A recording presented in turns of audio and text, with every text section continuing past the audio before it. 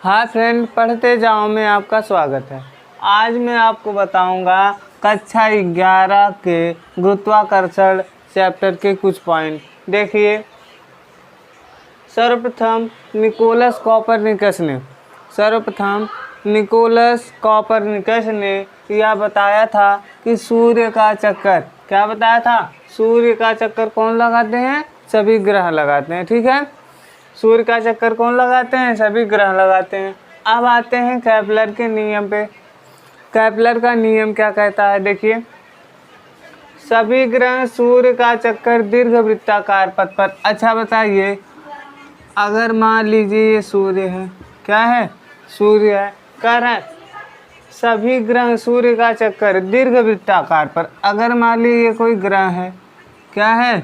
कोई ग्रह है, तो दीर्घवृत्ताकार दिया है। दीर्घवृत्ताकार का आकार समझ लीजिए अंडाकार होता है, अर्थात जो ग्रह चक्कर लगाते हैं वो अंडाकार पथ या दीर्घवृत्ताकार पथ पर चक्कर लगाते हैं।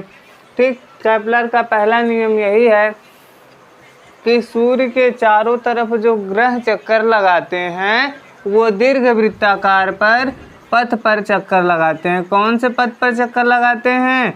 दीर्घवृत्ताकार पथ पर चक्कर लगाते हैं। अंडाकार जो होता है उसे दीर्घवृत्ताकार कहते हैं। ठीक है, अब बताइए कौन से पथ पर चक्कर लगाते हैं? दीर्घवृत्ताकार पथ पर चक्कर लगाते हैं। ठीक है, केपलर का दूसरा नियम क्या है? देखिए, कोई ग्रह सूर्य का चक्कर समान समय में, देखिए कोई भी ग्रह हो सूर्य का चक्कर समान समय में समान क्षेत्रफल तय करके लगाता है। जैसे मान लीजिए इसको यहाँ से कोई समय t पर ये जाके 5 सेकंड पर इतना क्षेत्रफल इसका a हो जाता है। ठीक है, तो अगले 5 सेकंड में भी a क्षेत्रफल तय करेगा। दूसरा नियम कहता है कोई भी ग्रह हो सूर्य का चक्कर जब लगाता है तो समान समय में समान क्षेत्रफल तय करता है। केपलर का तीसरा नियम देखिए, किसी ग्रह के परिक्रमण काल का वर्ग। जैसे कोई भी ग्रह, परिक्रमण काल क्या होता है? कोई ग्रह जब सूर्य का चक्कर लगा रहा है, क्या लगा रहा है? सूर्य का चक्कर लगा रहा है, तो एक चक्कर लगाने में, जैसे ये ग्रह है यहाँ से गया सूर्य का चक्कर लगाते हुए यहाँ पे आ गया, तो जितना एक चक्कर लगाने में जितना समय लगा उसे हम क्या कहेंगे? परिक्रमण काल कहेंगे। क्या कहेंगे? परिक्रमण काल कहेंगे। ठीक, तो तीसरा है किसी ग्रह के परिक्रमण काल का वर्ग। वर्ग का मतलब स्क्वायर। ये आपका जो t है परिक्रमण काल है। क्या है? परिक्रमण काल है। किसी ग्रह के परिक्रमण काल का वर्ग।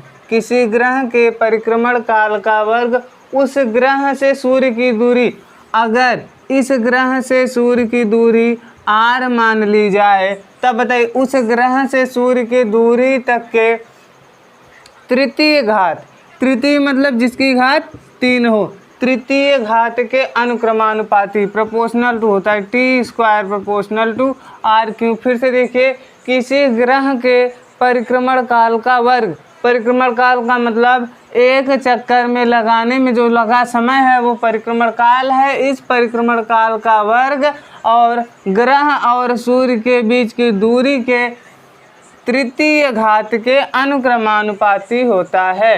ठीक है, ये केपलर का तीनों नियम हो गया।